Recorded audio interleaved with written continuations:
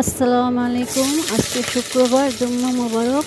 সবাইকে আমার প্রাণ ঢালা অভিনন্দন। কেমন আছেন আপনারা? সবাই জানাবেন। তো আজকে নিয়ে আসলাম গরুর মাংস পেঁপে দিয়ে রেসিপি।